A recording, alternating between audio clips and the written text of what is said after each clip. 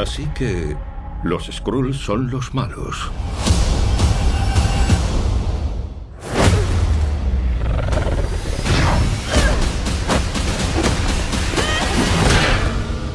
Y usted es una Kree. So first I want to ask you about your relationship with Brie Larson, because you have worked with her on Kong and then on this, and she directed you on her first film. Unicorn Store. Sorry? Unicorn Store. Unicorn Store, yeah. And you have this great chemistry in this movie. Why do you think you work so well? You know, when you work on certain films, you know, they're a bit difficult.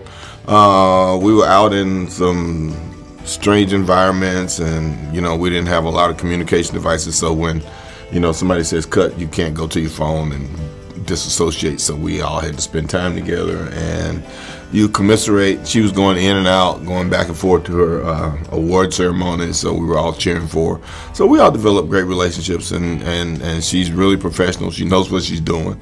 When she comes to work, she understands the joyous nature of what we do too. So she knows how to have fun and laugh and keep things light. So we just became really good friends during that. Great, so that's what you have in common, you have fun. Yeah, it's a fun job.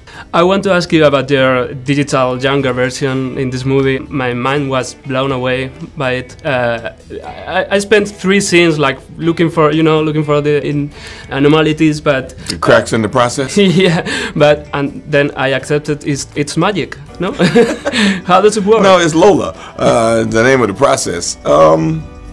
I think I'm not really sure what or how they do it, but I do know that they reference younger or films that I did during that time period.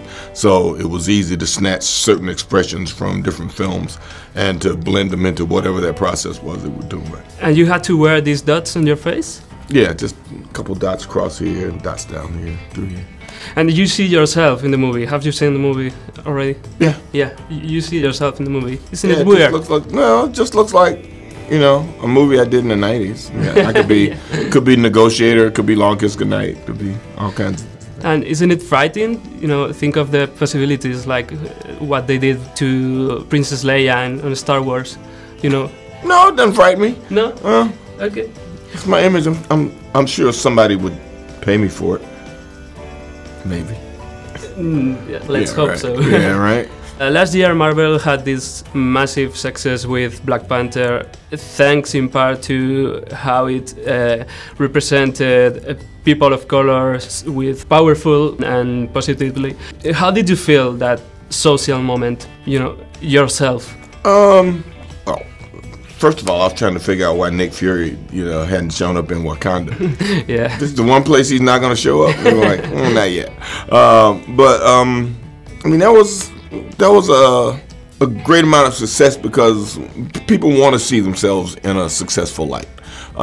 There was the celebration of the culture, the celebration of the fact that we're heroes, the colorfulness of, you know, the country itself, the scientific advances that it represented. It was the fantastic idea of what Africa in fanciful kind of fantastic terms would be, and then the audiences were hungry for that. We've seen Africa in all these other lights, we've seen it in all these other ways, but we never seen it like that. That these people had an enormous amount of power and they were in control of their own fates, and that they were advanced more than the rest of the world, and they lived in, you know, harmony in that particular place. So it was, you know, it's really great. People want to see that. People want to see themselves succeed. I want to ask you finally about Anna and Ryan, because you have worked with Joss Whedon and the Russos, and what do you think they brought to the Marvel table? They brought heart and humanity to this particular story. When you look at how these stories are structured, we know what superheroes do, and we know how those things work, and we know there's going to be a big fight, there's going to be a big explosion, there's going to be this, that, and the other. But in the moments when we needed to understand who she was and what was going on, and all those times when she got knocked down and had to get up, what that meant to, you know, that girl and her development, when she comes back and she, reunites with her best friend, what that means and how that influences the story and the story of her development, whatever that is, and her relationship with the child in the story. All those various things that allow you to see something that's different from your normal superhero trope.